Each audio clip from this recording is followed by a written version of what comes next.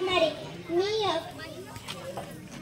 भारतीय राजघटनेचे शिल्पकार डॉक्टर बाबासाहेब आंबेडकर यांचे पूर्ण नाव भीमराव रामजी आंबेडकर असे होते।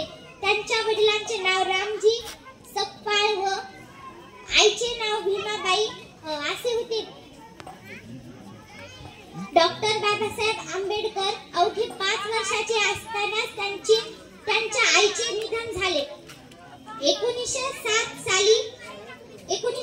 साली मुंबई विद्यापीठ डॉक्टर बाबासाहेब आंबेडकर मुंबई विद्यापीठ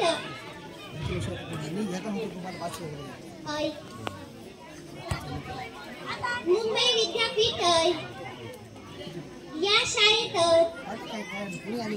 मॅट्रिकची परीक्षा उत्तीर्ण झाले। पुढे ते कोलंबिया विद्यापीठ आणि लंडन स्कूल ऑफ या दोन्हीतून अर्थशास्त्रात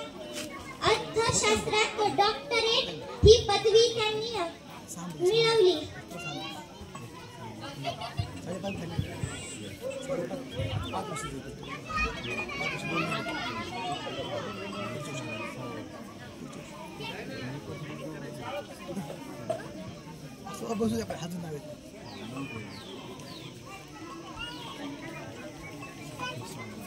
किती गेले किती उडून गेला भरारा, आले किती गेले किती उडून गेला भरारा, संपला नाही आणि संपणारही नाही माझ्या भीमाचा दरारा, माझ्या भीमाचा दरारा।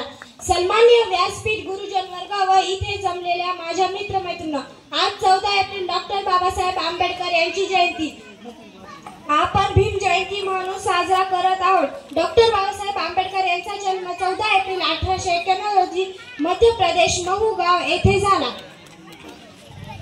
त्यांच्या आईचे नाव भीमाबाई तर वडिलांचे नाव रामजी असे होते। त्यांच्या पत्नीचे नाव रमाबाई असे होते। त्यांना 13 भाऊ होते।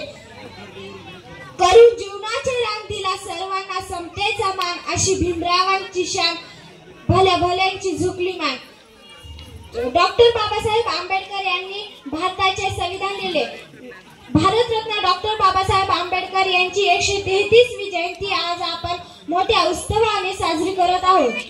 करून जीवनाचे रान दिला सर्वांना समतेचा मान, अशी भीमरावांची शान लिहिले भारताचे संविधान, लिहिले भारताचे संविधान। धन्यवाद। यानंतर सीमा व्यंकटराव पुंड भाषण करेल।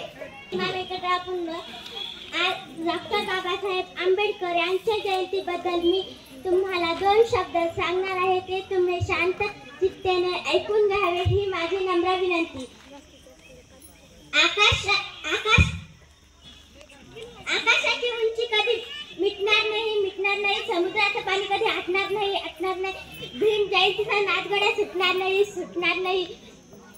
भारतीय संविधानाचे शिल्पकार डॉक्टर बाबासाहेब आंबेडकर यांची जयंती, त्यांचा जन्म 14 एप्रिल 1891 मध्ये भीमाई व रामजी सकपाळ यांच्या पोटी झाला।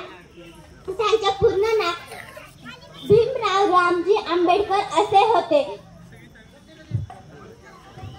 त्यांनी 21 तास अभ्यास केला आणि 3 तास झोपले।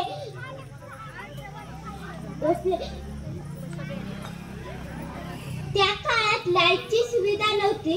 शेजारच्या घरापाशी लाईटची सुविधा होती, तेथे जाऊन ते अभ्यास करायचे। जेव्हा डॉक्टर बाबासाहेब आंबेडकर अभ्यास करायचे, तो शेजारी पाहायचा, तेव्हा तो शेजारी लाईट बंद करायचा व वाहने बंद झाल्यावर